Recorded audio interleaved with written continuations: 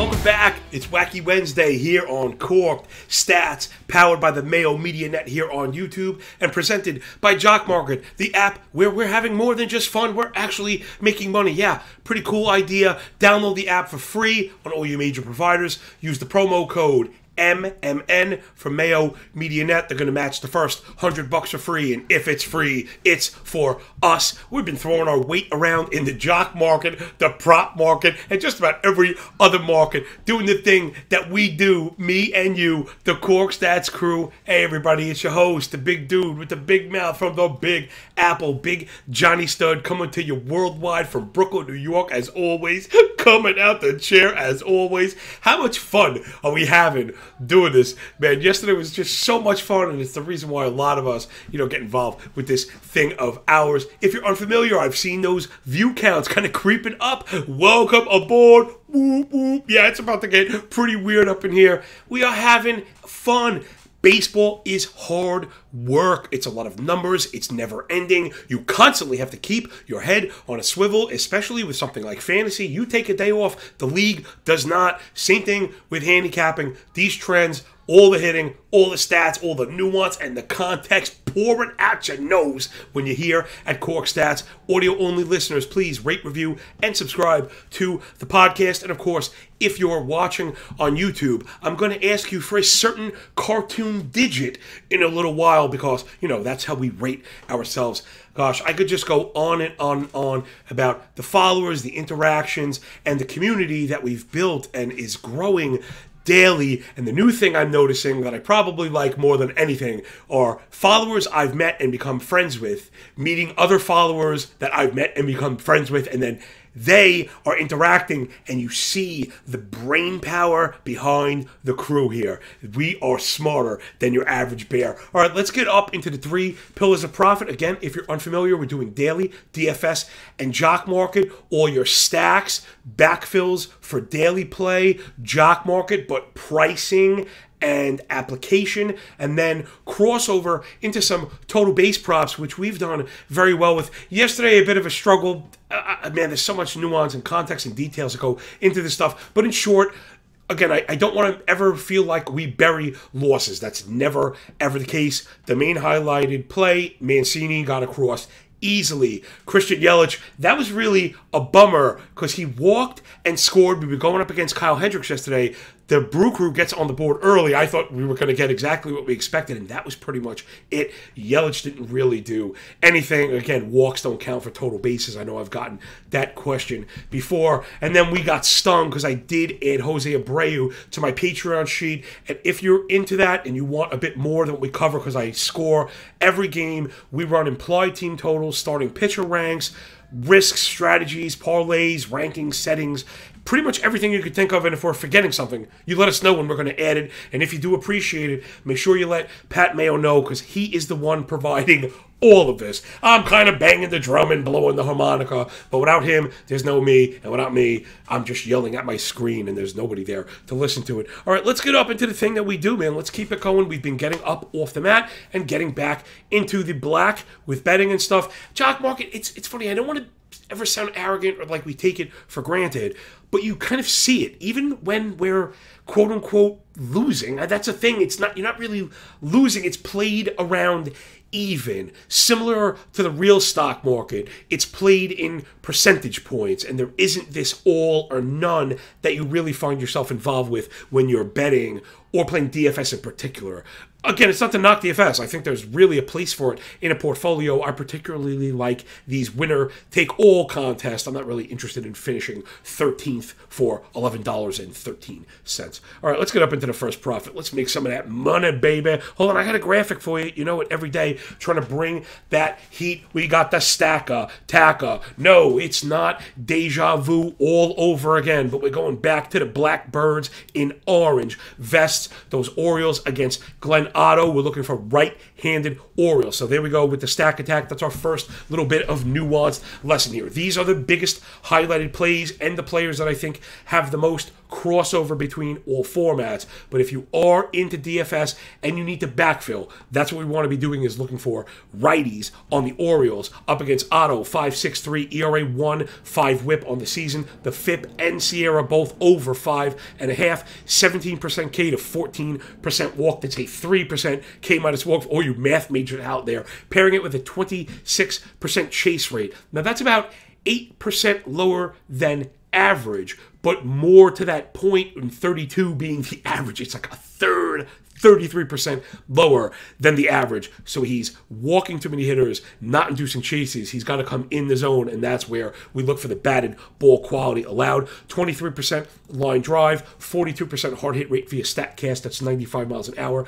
Double-digit barrel rate, 7% blast, and a better than 400 xWOBA. Let's just, for the new people, blast are the ideal subset of barrels. Barrels don't really give us the production that we're used to, and if you follow the barrel accounts on Twitter or social media, you'll see a lot more of them end with fly out or line out than they used to. And then to xWOBA is really a combination of exit velocity, launch angle, and sprint speed. 400 really being for offense where we want to get behind, and on pitching, those are the attack metrics, I like to call them, where we're going to get after it. Against righties year to date, this is Otto. It's been a real struggle. 298 batting average allowed, 880 OPS. He likes to feature a slider, which is a bit unusual, 36% use, but it has a nearly 700 X-slug and 5 extra base hits allowed. The fastball, no picnic either, better than a 500 X-slug allowed. Remember, this is all to righties. So we're going back to my dude, Trey, bam, bam, boom, boom, Mancini. Last 82 plate appearances against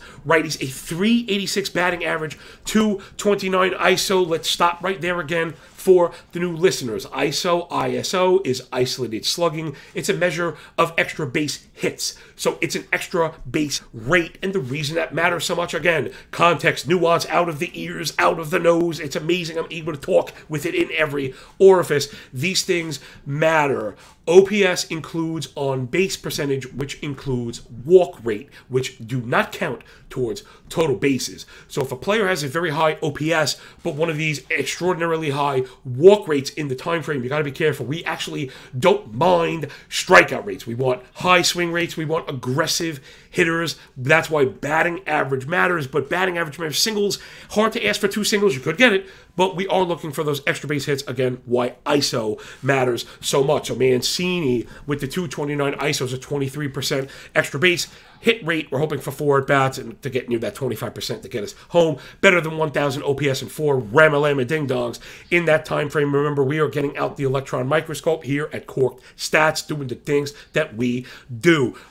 Like I mentioned, Otto features the fastball and the slider. That's the majority of the arsenal, so we want to be looking at righties against right-handed fastballs and sliders. Mancini, excellent in that time frame. 52 hard hit, 17 barrel, 10% blast, all the things we're looking for, and he's batting second in the lineup. And his boy, Ryan Mountcastle, yes, he was out yesterday. We had him circled. He was a late scratch. It was a sinus, and he pinch hit, so he's fine. I'm not really worried about any kind of recuperation time or anything like that. Same time frame, last 30 days for Mountcastle, 86 plate appearances, 61% hard hit rate, 22 barrel, 9 blast against righties. That's a 278 batting average, 304 ISO, so 30% isolated slugging. Really a good benchmark for total base props. 900 OPS and 5 ding-dongs. So give me those Baltimore righties. Next up, it's the same game. We're looking for Texas righties against Spencer Watkins, who has been good the last 2 times out. I think we're going to be looking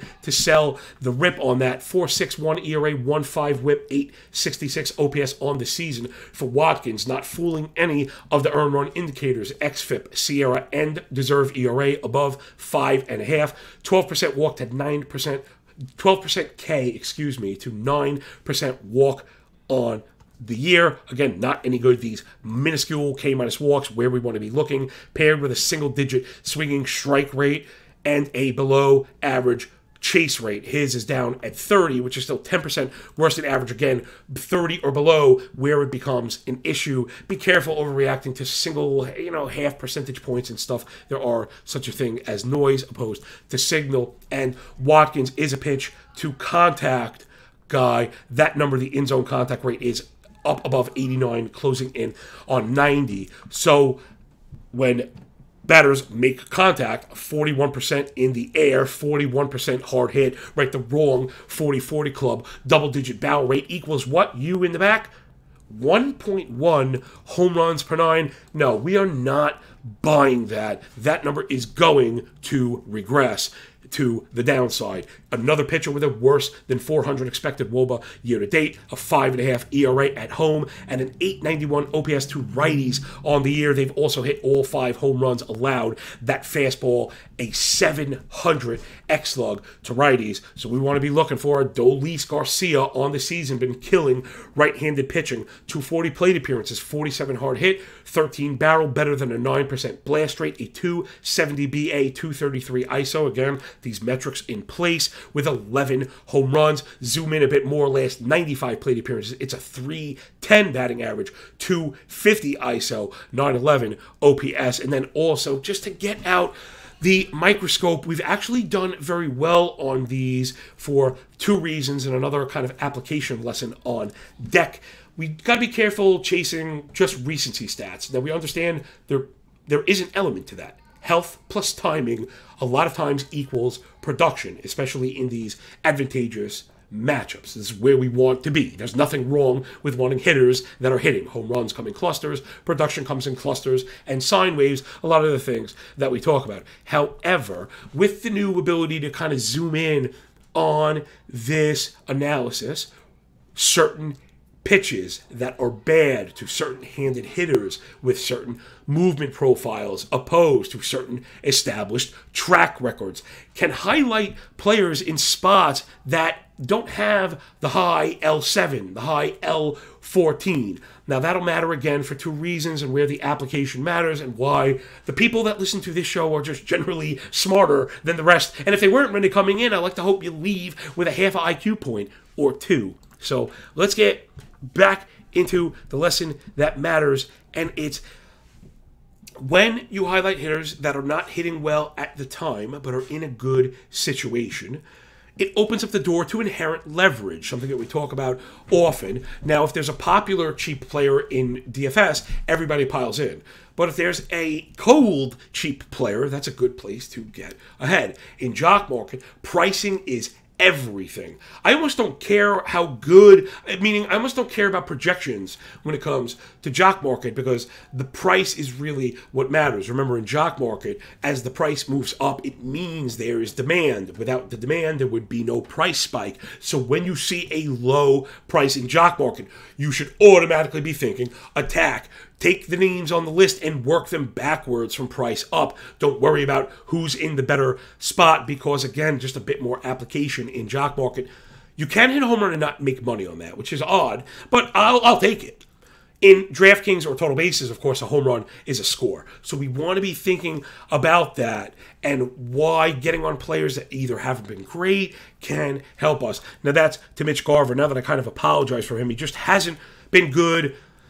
I've got some good L14 numbers. That's generally not just what I'm spinning. That's really not enough. He has been good since coming back as of late. 984 OPS, 323 ISO last 2 weeks. But against right-handed fastballs year to date, right, that's more what we're looking for. 63% hard hit rate, right? So he's sending a good deal. Nearly 2/3 of the fastballs that are going out at better than 95 miles an hour. And I think he just homered. So again, it's not chasing statistics. It's health plus timing plus a good hitter with a track record in a bad pitching spot. So give me Adolis Garcia and Mitch Garver in that same game. And I know a lot of you are probably already thinking, wow, there's probably an over coming at the end, and I haven't because the F5 is at 5.5. I generally don't go up that high.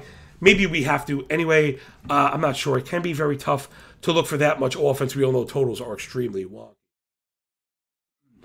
Excuse me. Let's do the last stack. I know that ran a bit, and this show is going a bit long. I'll try and hustle up through the rest of it. But again, spoiler, teaser, the bets are really based in this analysis, which is why I really wanted to spend my time there. The last stack, it's the Trolley Dodgers from Hollywood, always up to no good. Dodger lefties against Jose Urania. I can't believe we're still doing this.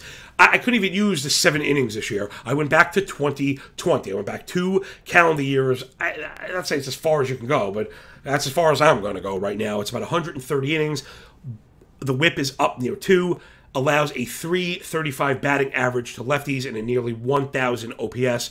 He has an 8% K rate to a 14% walk rate year to date. You never want the walks above the Ks. The in-zone contact rate at 93 with a nearly 1,000 OPS, again, allowed to lefties. So that kind of bad trend on the macro, we've seen it continue in the micro, right? So I didn't want to just give you the little tiny bit and say this is what we're after.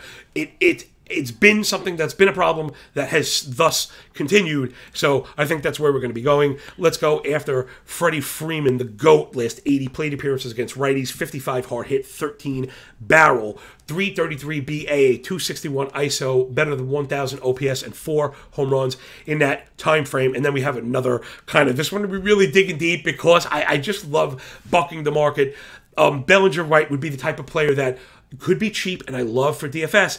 Don't think you could run him out in total base props because he's going to be batting in the back of the lineup, and they're at home, right? Think about the calculus, the application, again, nuance, context, blah, blah, blah. Sounds like a good time. Hit the like button. Where else are you getting this? This show's kind of ridiculous, I think. I really do. This show is absolutely ridiculous. And when it's gone, I can only imagine where people are going to be wondering, like, where are you going to get this from? You got to have people get the Tyrone, Dave Chappelle gif out. So, all right, Cody Bellinger really has kind of stunk, and that is what it is. But his last 100 plate appearances against righties, some of the outputs, the input stats, not so bad. The hard hit rate, 95 miles an hour, is above 40, 11 barrel, 8 blast, and he's done pretty well against right-handed sinkers. Now, remember, that's what Urania features, that sinker. Remember, steep in, steep out. Bellinger does have the power stroke working this year against righty, so that's where I think we're going to have to go. Like, in fact, I wouldn't bet the total base prop. I'd bet the home run prop before I bet the bases. Bellinger really is kind of an all-in-one guy right now. All right, let's get up into the fantasy end. Again, if you're unfamiliar, I have a graphic up for the audio-only listeners. I'll walk you through it. Really not too much here, but I always want to just we want to stay with the process. We want to stay regimented and doing exactly what we do because it's worked so well. Again, if you're unfamiliar to what we've been doing, Tuesday, we mine the advanced statistical leaderboard for pitchers, and Wednesday, we mine it for hitters. I like to time sort some more advanced stats that maybe not everyone has access to, and then highlight interesting names, right? I'm not going to just give you the raw leaderboard. Yordan Alvarez hits the ball hard. Aaron Judge hits the ball hard. How's that for hard-hitting analysis? Yes, I was up all night working on that one. All right, really, let's get into the X-Stat leaderboard. This is the last 30 days, minimum 40 plate appearances. I've also gone a step further to make sure I'm getting guys that are playing every day. I made that mistake early on in the year. My apologies. You mind the board. Wow, look at the number. But you realize it's a second baseman not playing, or, Nick Gordon, who I liked, is now playing 1 every 5 days. That's not just going to pay the bills. All right, my boy, hat tip to all the big men out there without necks. Daniel Vogelbach leading both of these lists. I've got blast rate on the left. I explained that already. And then xwOBA on the right. We explained that as well. So now you can see why these two things compare. It's not just power. xwOBA is also on base. Daniel Vogelbach, 14.5 blast, almost 500 xwOBA. Now, granted, those numbers are not sustainable, but we know he can hit, and they're going to play him every day. He even leads off sometime. He's off the IL. Daniel Vogelbach should be added in pretty much all formats. All right, let me just run you down the blast list, and then we'll just kind of hash out maybe what kind of goes with it. Again, not too much here. A couple of Cubs in Wisdom and Suzuki. This is the blast rate. Remember, Suzuki back from the IL. If somehow he's out there, you must add him. Wisdom playing every day. We know he hits in spurts. Jack Sawinski, Garrett Cooper, Cole Calhoun, all together between 9 and 10% blast rate. Probably a good pairing right there. Power, everyday playing. Top 5 batting order. Beyond that, not really sure what else I'm promising or telling you to expect. Next up is Dylan Moore, Ramon Laureano, Cavan Biggio, and Tyler Naquin. They all probably group together again. Maybe the first 3 more so. Dylan Moore is getting an opportunity to play, particularly this week. We're on top of that because of the Winker suspension. I don't know if that will stick, but he is a player who's produced in fantasy category. So guys like that, if you have the roster spot, it can be worth holding on to. So I'm not saying you drop anybody for Dylan Moore, but if a guy like that's getting playing and plays his way into it, steals, can be tough. Guys that can go for the combo meal. Again, that's where you get Ramon Laureano, a player I really like. He had the suspension. It was very tough for him getting into the groove. He's starting to hit. And we know there can be some pop in that bat. He's not a 35 home run guy, but he could be a 22 home run guy for across a season, maybe with a dead end ball 18. But if he's a 25 steal, I mean, that's the kind of guy that you can get with, again, leading off, even though for a bad offense, he's going to be in the top third. And like I said, Naquin, who I really like with Cincinnati, he's just back off the IL. He must be rostered. Let's hope that he stinks for the rest of the week, maybe flies under the radar. We really have to hustle up and get through this. Okay.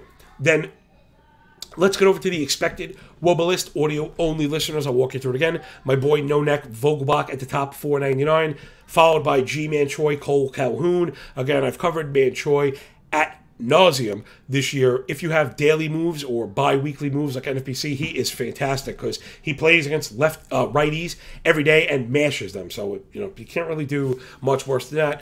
Cole Calhoun playing every day. He's a sine wave guy. You can get with him now. Be ready to drop him in 14 to 17 days. Austin Meadows back off the IL. He hasn't really done much, but again, we know there's potential there. The type of guy that's been discarded, I think paired with Tyler Naquin. Those guys probably together. I think I'd prefer Naquin over Meadows, but both rocking the 400 ex-WOBA we mentioned before. Carlos Santana, Garrett Cooper, again, empty kind of power, but they are playing. Santana's playing every single day and he's hitting. So while it's going on, I guess you can get with it. And at the bottom, less interesting, back with Dylan Moore. I only mention guys because he was on both lists. Mike Moustakas, who I used to love and then I hated. And now he's burned me so many times, I don't really even think about rostering him. But 362 ex-WOBA, we know when he's playing for the week in Cincinnati, he's probably viable. Keep an eye on him on the schedule, and then wrap it up with Luis Rengifo, who had prospect shine. He's a post hype guy, but he's playing every day for an Angels offense that stinks, and if he's going to produce, there's going to be some room for him. All right, let's turn the corner and wrap this up, and you'll see why I was able to sink my teeth a bit more into the analysis in the front end. So, if you've fast forwarded, I'm doing the shame on you finger thing. You have to go back and check it out because we did get out the microscope and lay out all of these. Again, audio-only listeners, I don't have any actual bets placed. I've been trying to avoid the early slate because I know we have a lot of people that listen on the way home from work, and for me, it just doesn't really seem fair. So what I'd like to do is we focus the show on everybody, so everybody get a piece of it. And for the true degens, the people that are watching this as soon as it drops, you get at me on Twitter at MLB Moving Averages, at MLB Moving AVG on the Bird app, and we'll go over the rest of the stuff. I will print at least the algo scores, and maybe I could push out the team totals just to get everybody going for the afternoon slate. I think there's 4 or 5 games in that Jock Market early slate, so that's a viable slate. I generally don't play Jock Market if it's only a game or two, but once we're at 4 or 5 games and we've got some model hits, so hit me up on Twitter and I'll get back at you, or the Patreon page is always open, and remember, it's all free. Starting pitcher ranks, the matrix, and all that stuff. So the 3 bets we have, unbelievably so, Trey Mancini, after getting us across the finish line yesterday and all the delicious statistics I laid out for you earlier, his odds moved in the other direction. So we're going to say, yes, sir. May I please have some more? So Trey Mancini over 1.5 total bases at plus 130. Let's get this one in the first inning. I actually think he's a good candidate for a home run. Then to my boy Mountcastle will be back. He should be batting cleanup, and he's at plus 120, which again, we absolutely love the pricing on these props, and it's why I've been so into them, to be honest. Think about the confidence level. Maybe this will be the last feather in the cap before we go. When you bet, again, everybody's different. I have gotten myself into some pretty interesting arguments with bettors much smarter than myself that talk about assigning probabilities. This has a better edge of winning this game than this one. And I've always pushed back and say, how do you know that? Who knows that? No one knows that. My working theories, and I believe part of why I've been so successful, is I believe most of these contests, games, and the like are right around 50-50. They really are. The game starts and you realize the Pirates and the Yankees, look at yesterday. Pirates swept the Dodgers a couple weeks ago. It's hard to separate because baseball is so very variant in the small set. So, be focused more on pricing. And I'm not saying, listen, obviously I'm doing the analysis. Obviously, we are never bypassing the work for the price. These things have to work in accordance. They're very much symbiotic is the right word. But That being said, to the confidence level, I personally cannot find bets, wagers, the like, that come at these beautiful plus odds. Remember, plus 120, 20% better than even. On the betting board, there isn't going to be a dog at plus 120 that I feel as confident as I do Mountcastle getting 2 bases off the garbage Texas pitching staff today. And that'll get us to the last one. And maybe the feather on the feather, outside of confidence, is being flexible and malleable, something I always talk about. I had set my rule at only playing total bases that were at even or better. Freddie Freeman just popping off the page. It's minus 105. Get it before it's minus 120. I think that's more of a realistic parameter.